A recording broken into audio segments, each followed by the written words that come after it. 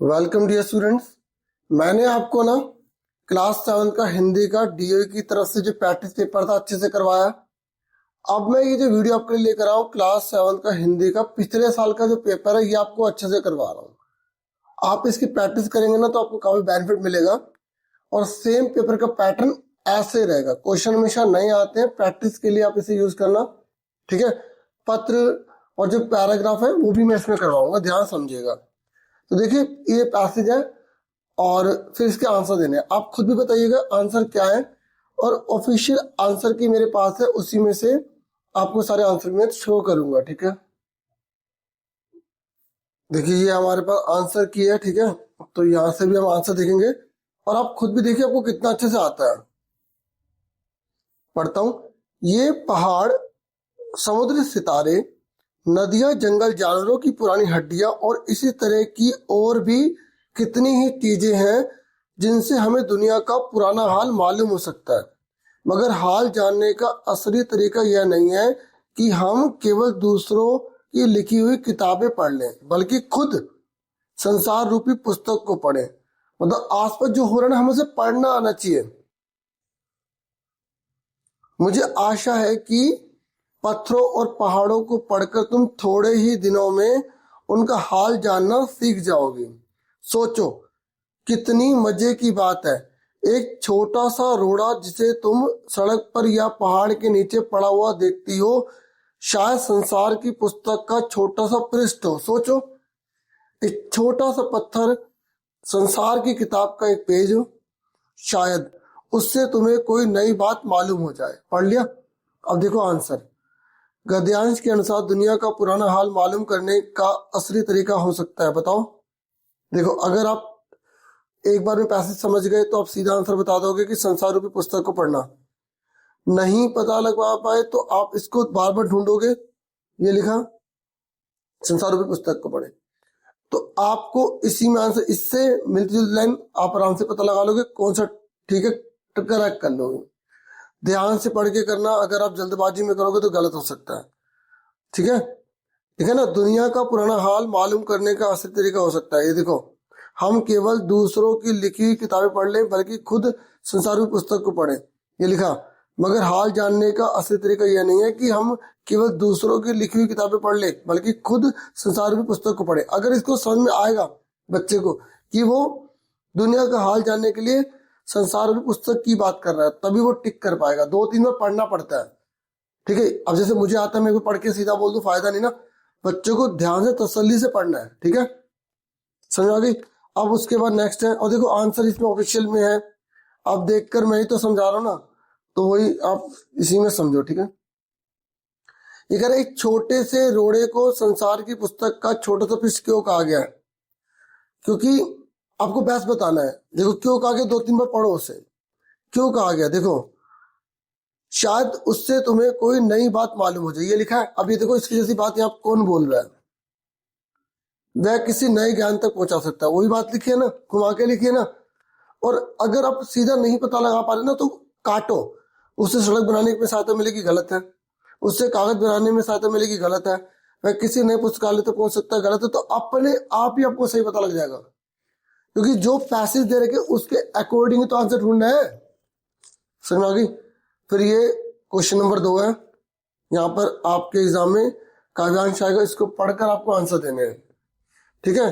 तो बाकी इसका भी आंसर मैंने आपको दिखा देता हूँ, ठीक है। देखो, सिंहासन हिल उठे, राजवंशों ने भृकुटी तानी थी, बूढ़े भारत में भी आई फिर से नई जवानी थी, गुमी हुई आजादी की कीमत सबने पहचानी थी, दूर फिरंगी को करने की सबने मन में ठानी थी, खूब लड़ी वो तो झांसी वाली रानी थी। अपने अच्छे से पढ़ा होगा। तो यहाँ पर अगर नहीं पढ़ा तो हमें आंसर देने। काव्यांश से भारतीयों के बारे में यह पता चलता है कि बताओ भारतीय लोग क्या कहना चाहते हैं इस कहानी में, या भारतीयों के बारे में क्या पता लग रहा है? गुमी हुई आजादी, मतलब वो आजाद नहीं है। चेक करो, आधुनिक नहीं है, यहाँ कोई बात नहीं, देश प्रेमी की बात नहीं, विकसित नहीं, आजाद नहीं है, इसकी बात हो रही है। तो आपको ध्यान से बहस पढ़ना है बच्चों, तसल्ली से करना है, अपने आप करना सीखो, फिर बताओ। और आप अगर वीडियो देख रहे हो ना अभी, तो आप पहले खुद अनुमान लगो क्या आंसर होगा, ये नहीं तुक्के में लगा दिया। सोचो, वीडियो को रोक के देखो। काव्यांश में फिरंगी किसे कहा गया है? बताओ फिरंगी किसे कहते थे हम? बताओ, राजाओं को, सैनिकों को, जनता को या अंग्रेजों को? बिल्कुल सही, जिन्होंने अंग्रेजों को बोला, वेरी गुड। ठीक है, उसके बाद नेक्स्ट क्वेश्चन है यहाँ पर तीसरे नंबर पर आपके एग्जाम में, यहाँ पर व्याकरण आ रही है। आपसे पूछा निजवाचक सर्वनाम बताइए कौन सा है। तो सर्वनाम के 6 के 6 भेद अच्छे से आपको आने चाहिए, क्योंकि कई बार एग्जाम में पूछ भी लेता है कि सर्वनाम के कितने भेद हैं, विशेषण के कितने भेद हैं। कमेंट करके बताओ विशेषण के कितने भेद हैं, और एक बच्चा लिख के दो कि सारे विशेषण के कौन से भेद हैं, ताकि कमेंट से भी हमें एजुकेशन मिले। ठीक है, तो निजवाचक का मतलब जब हम अपने लिए यूज करते हैं तो यहाँ पर अपने आप आ जाएगा। ठीक है, क्लियर हो गया। और जो पुरुषवाचक सर्वनाम है ना, उसको अच्छे से कर लेना। ठीक है, अब सुनो, यहाँ पे सेकंड है, मेरी प्यारी बिल्ली खो गई। गुणवाचक विशेषण आपको बताना है। तो जहां पे गुण की बात करें तो क्या आएगा? प्यारी। ठीक है, फिर कह रहे 9 2 11 होना। मुहावरे का मतलब क्या होता है? मतलब मुहावरे भी आपके एग्जाम में आ रहे हैं, मुहावरे की प्रैक्टिस अच्छे से करना। तो 9 2 11 होना मतलब होता है उस जगह से भाग जाना, उस स्थिति से, स्थान से भाग जाना। तो ये आंसर घा है। ठीक है, मुहावरे अच्छे से आने चाहिए। कह रहे प्रत्यय बताओ, प्रत्यय कहाँ लगता है? पीछे, तो ये ता लग जाएगा। फिर देखो यहाँ पर क्वेश्चन नंबर 4 है, आपकी किताब में से लिया गया है। आपने पाठ पढ़ा तो आप आराम से बता दोगे, मैं फटाफट पढ़ के बताता हूँ। पिछले 10-15 वर्षों में हमारी खान पान की संस्कृति में एक बड़ा बदलाव आया है। ध्यान से सुनो, कई बार इन्हीं में से क्वेश्चन बन के आ जाते हैं। इडली, डोसा, बड़ा, सांबर, रसम अब केवल दक्षिण भारत तक सीमित नहीं है, ये उत्तर भारत के भी हर शहर में उपलब्ध है। और अब तो उत्तर भारत की ढाबा संस्कृति लगभग पूरे देश में फैल चुकी है। अब आप कहीं भी हो, उत्तर भारतीय रोटी, दाल, साग आपको मिल ही जाएंगे। फास्ट फूड, तुरंत भोजन का चलन भी बड़े शहरों में खूब बड़ा है। हाँ या ना? आप भी खाते हैं ना बच्चों? इस फास्ट फूड में बर्गर, नूडल्स जैसी कई चीजें शामिल है। एक जमाने में कुछ ही लोगों तक सीमित चाइनीज नूडल्स अब संभवतः किसी के लिए अजनबी नहीं रहे। ये कह रहे हैं 2 मिनट्स नूडल्स के पैकेट बंद रूप से कम बच्चे बूढ़े सभी परिचित हो चुके हैं। सब खा रहे हैं मैगी, ऐसे बहुत सारे प्रोडक्ट हैं। इसी तरह नमकीन के कई स्थानीय प्रकार अभी तक भले मौजूद हो, लेकिन आलू चिप्स के कई विज्ञापित रूप तेजी से घर घर में अपनी जगह बनाते जा रहे हैं। हो रहा नहीं हो रहा? आलू चिप्स हर कोई खा रहा है। अब देखते हैं कौन अच्छे से आंसर बताएगा। ठीक है, गद्यांश के अनुसार पिछले 10-15 सालों में खान पान की संस्कृति पर क्या प्रभाव पड़ रहा है? बताओ क्या प्रभाव पड़ रहा है? तो चेक करो, ये कह रहा है खान पान की संस्कृति बढ़ती जा रही, गलत, फैल रही है ना। अगर आप सीधा आंसर नहीं बता पा रहे तो इसको ढूंढो। 10-15 कहाँ है ये देखो, लिखा बड़ा बदलाव आया है। अब बड़ा यहाँ पे किससे मतलब है? बड़े से, फैलने से, छुकड़ने से, पसंद कम होने से, या पौष्टिक भोजन खाने की तो बात ही नहीं हो रही, और स्वादिष्ट भोजन कम पसंद आ रहा है, ये भी बात नहीं हो रही, तो फैल रही है ना। आंसर आ गया, देखो ध्यान से पढ़ के करना, पैसिव स्कोरिंग होती है। ढाबा संस्कृति कहां से शुरू हुई है बताओ? अगर जिसने ध्यान से सुना वो बता दे उत्तर भारत से, नहीं तो कोई बात नहीं। पैसेज आपके सामने है, बताओ कहां से शुरू हुई है ढाबा संस्कृति? ठीक है, ये देखो, ये लिखा उत्तर भारत, लिखा नहीं लिखा? सब पैसेज में मिलेंगे आंसर।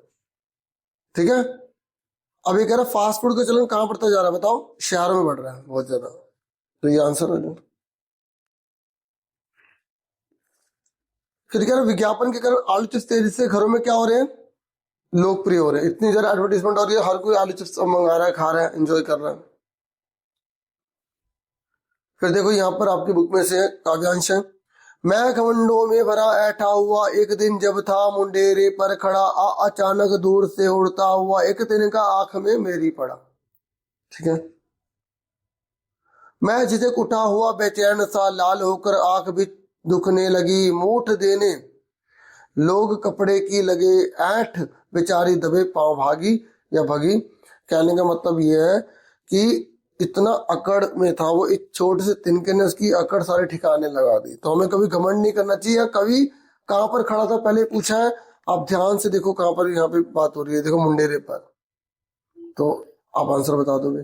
देखो जिस बच्चे को बहुत अच्छे से भी आता ना, मेरी रिक्वेस्ट है कि वो फिर भी एक बार वेरीफाई जरूर करेगा पैसे ढूंढ के, नंबर कम नहीं आने चाहिए किसी के।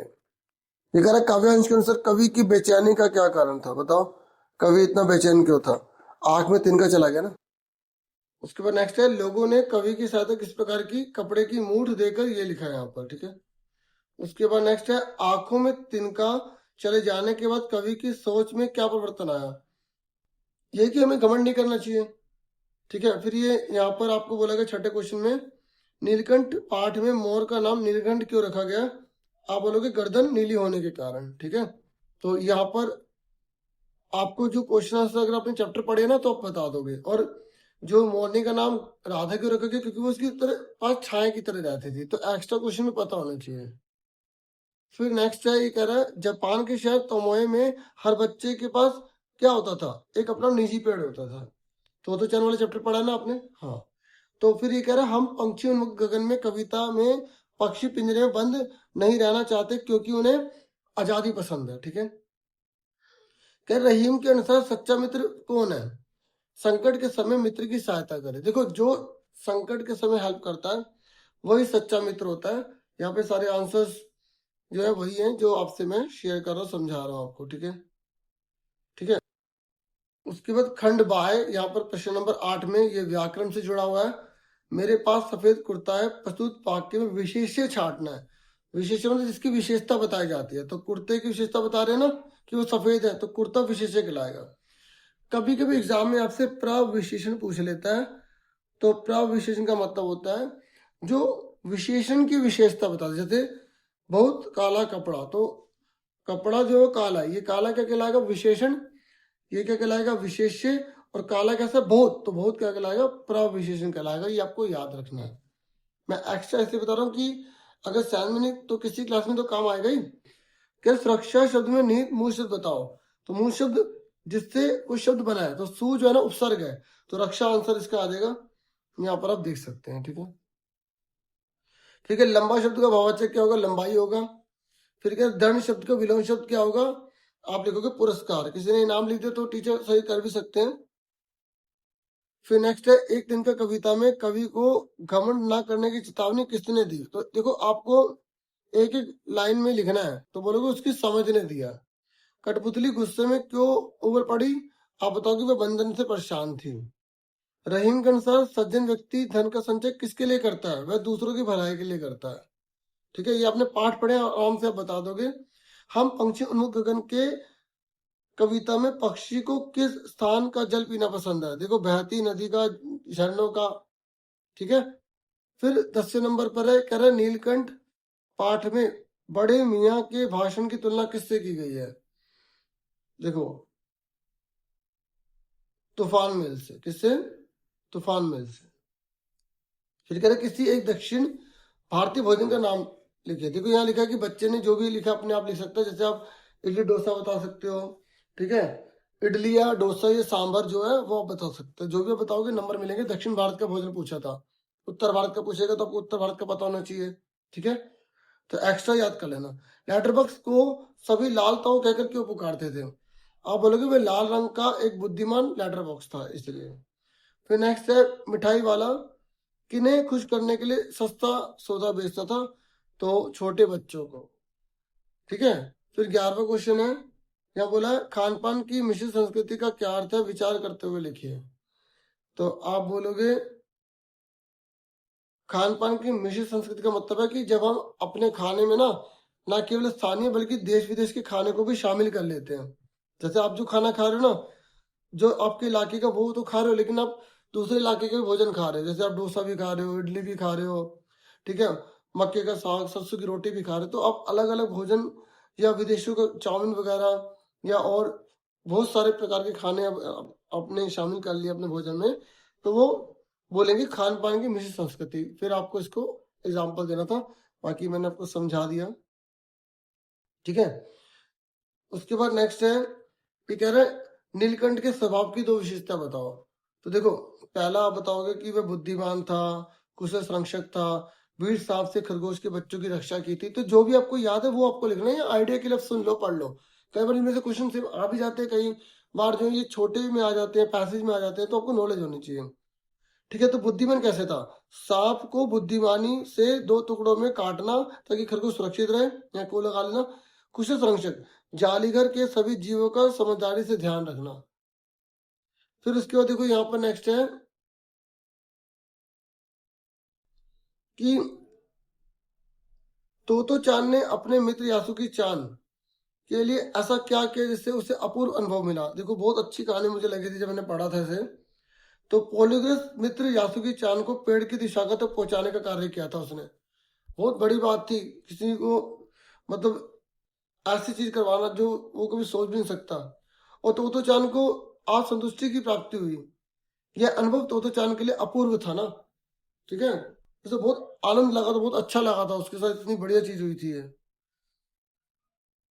ठीक है। उसके बाद यहाँ पर नेक्स्ट है कि सभी पात्र मिलकर भी लड़की को उसके घर नहीं पहुंचा पा रहे थे, 2 कारण लिखिए। तो आप बोलोगे देखो लड़की छोटी थी, अबोध से माता पिता का नाम व घर का पता भी मालूम नहीं था। तो आप सबको बच्चों अच्छे से याद रखना है, ठीक है। फिर नेक्स्ट है ये कह रहा है मिठाई वाले में वे कौन से गुण थे जिसकी वजह से बच्चे बड़े भी उसकी ओर खींचे चले आते थे। देखो मधुर आवाज बहुत जरूरी होती है। अगर आप किससे बहुत अच्छा मतलब अच्छे में बात करते हैं, अच्छे डिस्कस करते हैं, मीठी आवाज है, तो दूसरे आपको पसंद करेंगे। मधुर आवाज में गा गा कर अपनी चीजों की विशेषता बताता था वो, बच्चों की मनपसंद की चीजें लाता था, कम दामों में बेचता था और बच्चों से अपना तो दर्शाता था। यहाँ लिखा कि अगर बच्चे ने 2 भी पॉइंट लिखे हैं ना तो उसे मार्क्स मिलेंगे। तो देख लो आप जो भी लिख रहे हैं ना वो चैप्टर के अकॉर्डिंग सही बात लिखना, मेंशन करना। फिर देखो ये भी 30 से 40 शब्दों में आपको लिखना है। कठपुतली की अपने पाँव पर खड़े होने की इच्छा है लेकिन वह क्यों नहीं खड़ी होती। देखो उसे डर लग रहा है ना कि अगर उसने विरोध करा तो जो उसके साथी है ना उनको बहुत ज्यादा दिक्कत झेलनी पड़ सकती है ना। उस पर सभी कठपुतलियों की स्वतंत्रता की जिम्मेवारी थी। उसके उठाए कदमों से सबके मुश्किल में पड़ जाने का डर भी था, ठीक है। फिर नेक्स्ट है रहीम मनुष्य को धरती से क्या सीख देना चाहते हैं। आप बोलोगे कि देखो जो रहीम जी है ना वो धरती द्वारा सभी ऋतुओं को समान रूप से सहना, मनुष्य के पास भी दुख सुख को सहने की क्षमता होनी चाहिए। मतलब रहीम जी बताते जैसे धरती सभी मौसम को सहन कर लेती है तो मनुष्य को भी सुख दुख दोनों को सहन करना आना चाहिए, क्योंकि जीवन के पहलू है, सुख है तो दुख भी है, ठीक है। ये नहीं कि आप लड़ लो हार मान लो, ठीक है। जीवन में आगे बढ़ना है और कठिनाइयां तो आएंगी, उन कठिनाइयों का सामना भी करना पड़ेगा, ठीक है ना। फिर कह रहे पक्षी उन्मुक्त रहकर अपनी कौन कौन सी इच्छाएं पूरी करना चाहते हैं। तो आपने अच्छे से चैप्टर पढ़ा होगा, आप बता सकते हो कि भाई खुले आसमान में उड़ना चाहते हैं, अपनी गति से उड़ान भरना चाहते हैं, नदी झरनों का बहता जल पीना चाहते हैं, नीम के पेड़ की कड़वी निबोरियां खाना चाहते हैं, पेड़ की सबसे ऊंची खुनकी पर झूलने की उनकी इच्छा है, ठीक है। जो भी आप यहाँ पे लिखो 2 बताएं, 2 लिखा होगा तो नंबर मिलेंगे। फिर ये लिखा है कि एक कविता एक दिन का कविता में निहित कौन सी बात आपको सबसे अच्छी लगे। देखो ये आपको अपने बनाकर लिखना है। आप लिख दो कि भाई हमें घमंड नहीं करना चाहिए, घमंड जो है बड़े बड़ों को जो है झुका देता है, हमें छोटी जो चीज़ है उसकी भी वैल्यू करनी चाहिए, इस तरीके से। फिर देखो यहाँ पर 80 से 100 शब्दों में लिखना है। तो यहाँ पर ये भी मैंने सोल्व किया, आप इसको भी अच्छे से देख लो। देखिए अब मैं इसके आंसर आपको समझा देता हूँ, ठीक है, ध्यान से समझ लीजिए। आइडिया के तौर पर है, ठीक है। तो बच्चों के जीवन में विद्यालय का महत्व आप अपना बना के लिख सकते हैं कि विद्यालय मनुष्य के लिए या बच्चे के लिए बहुत ज्यादा जरूरी होता है, ठीक है, महत्वपूर्ण होता है। जो भी आप अपने लैंग्वेज में लिखना चाहिए, बाकी ये सुन लो पढ़ लो क्या लिखा है। विद्यालय बच्चों के जीवन में बहुत महत्वपूर्ण होता है। विद्यालय में हमें पढ़ना लिखना सिखाया जाता है। यहाँ शिक्षक हमें अच्छे संस्कार और अनुशासन सिखाते हैं। विद्यालय में हम नए नए विषयों का ज्ञान प्राप्त करते हैं। यहाँ हमें खेलकूद, गीत और अन्य गतिविधियां भी सिखाई जाती है। विद्यालय में हम अपने मित्रों के साथ मिलकर सीखते हैं और आगे बढ़ते हैं। विद्यालय हमें अच्छा इंसान बनने की शिक्षा देता है, इसलिए बच्चों के जीवन में विद्यालय का बहुत बड़ा महत्व होता है, ठीक है। ठीक है, समझ में आ गई। उसके बाद जो है नेक्स्ट है, यहाँ पर दिल्ली की सर्दी पूछा था, तो तीनों में सबको एक करना, कुछ भी आप लिख सकते हो। दिल्ली में सर्दी का मौसम बहुत ठंडा होता है। सर्दियों में लोग गर्म कपड़े पहनते हैं। सुबह सुबह घना कोहरा छा जाता है और सूरज देर से निकलता है। ठंडी हवा चलती है जिससे ठंड और बढ़ जाती है। लोग चाय, कॉफी और सूप पीना पसंद करते हैं। सर्दियों में मूंगफली, गाजर का हलवा और गरम गरम पकोड़े, रेवड़ी वगैरह जो भी आपके मन में हो लिख सकते हो, ठीक है। खाने का मजा अलग अलग होता है, ठीक है, मतलब खाने का अलग मजा आता है, कहने का मतलब ये था। बच्चे धूप में खेलते हैं और लोग अलाव जलाकर ठंड से बचते हैं, या हीटर लिखना चाहिए हीटर लिख सकते हैं। इस प्रकार दिल्ली की सर्दी बहुत खास होती है। फिर पेड़ लगाओ पृथ्वी बचाओ। पेड़ हमारे जीवन के लिए बहुत जरूरी है। पेड़ हमें शुद्ध हवा और ऑक्सीजन देते हैं। पेड़ों से हमें फल, लकड़ी और छाया मिलती है। पेड़ पर्यावरण को साफ रखते हैं और वर्षा होने में मदद करते हैं। मतलब पेड़ों के फायदे लिखने थे। आजकल लोग पेड़ों को काट रहे हैं जिससे प्रदूषण बढ़ रहा है, इसलिए हमें अधिक से अधिक पेड़ लगाने चाहिए। यदि हम पेड़ लगाएंगे तो पृथ्वी सुरक्षित रहेगी और हमारा जीवन भी अच्छा रहेगा। इसलिए हमें हमेशा पेड़ लगाना और उसकी रक्षा करना चाहिए। फिर उसके बाद जो है ना, यहाँ पर आप देखो लेटर है, दोनों पत्र हैं। कि अगर आप किसी कारणवश पुस्तकालय की पुस्तक समय पर नहीं लौटा पाए, प्राचार्य से माफी मांगते हो आपको एक पत्र लिखना है। ये नहीं करना तो आप ये कर सकते हो, आपने अपने जन्मदिवस पर घर में एक समारोह आयोजित करने की योजना बनाई, मित्र को आमंत्रित करते हुए एक पत्र आपको लिखना है। ठीक है, तो यहाँ पे दोनों में से आपको एक करना, मैं दोनों यहाँ पे आपको प्रैक्टिस करवा रहा हूँ। ठीक, तो इसका आंसर्स मैं यहाँ पढ़ रहा हूँ। पुस्तक देर से लौटाने के लिए प्राचार्य को पत्र लिख रहे हैं। ये ना पता कौन सा पत्र होता है, ये होता है औपचारिक। तो आपने राहुल लिखा, क्लास 7 लिख दी, सरकारी विद्यालय दिल्ली, फिर दिनांक लिख दी। सरकारी इसलिए जो आपके स्कूल का नाम है वो लिखोगे। फिर सेवा में प्राचार्य महोदय, सरकारी विद्यालय, स्कूल का नाम आएगा दिल्ली। ठीक है, विषय स्कूल का नाम लिखोगे अपने। ठीक है, विषय पुस्तक देर से लौटाने के लिए क्षमा प्रार्थना। महोदय, सविनय निवेदन यह है कि मैंने विद्यालय के पुस्तकालय से एक पुस्तक ली थी, किसी कारणवश मैं उसे समय पर वापस नहीं कर सका, इसके लिए मुझे बहुत खेद है। अब वह पुस्तक वापस कर रहा हूँ, कृपया मेरी गलती को क्षमा करें। मैं आगे से समय का पूरा ध्यान रखूंगा, धन्यवाद। भवदीय आपका नाम आ गया राहुल। ठीक है, क्लियर हो गया। फिर उसके बाद जन्मदिन पर मित्र को आमंत्रित कर रहे हैं, तो ये होता है आपका इनफॉर्मल लेटर होता है, मतलब ये अनौपचारिक पत्र होता है। तो आप यहाँ पे पहले अपना नाम राहुल, फिर दिल्ली, दिनांक लिख देंगे, फिर प्रिय मित्र आपके दोस्त का नाम आ जाएगा। वो आपको प्रेशर वगैरह नहीं लिखना। नमस्ते, आशा है तुम अच्छे होगे। तुम्हें यह बताते हुए मुझे बहुत खुशी हो रही है कि मेरा जन्मदिन 10 मार्च को है। इस अवसर पर मेरे घर पर एक छोटा सा समारोह रखा गया है। इसमें केक काटा जाएगा और कई मजेदार खेल भी होंगे। मैं चाहता हूँ कि तुम भी इस खुशी के मौके पर जरूर आओ। तुम्हारे आने से मुझे बहुत खुशी होगी। माता पिता को मेरा प्रणाम कहना, तुम्हारा मित्र राहुल। ठीक है, तो इस तरीके से जो है ना आप आराम से आंसर कर देंगे। तो मैंने पूरा पेपर समझा दिया आंसर के साथ। वीडियो को लाइक, चैनल को सब्सक्राइब करें, सैम्पल पेपर की वीडियो भी देख लेना। Thank you for watching and listening. Take care students and all the best.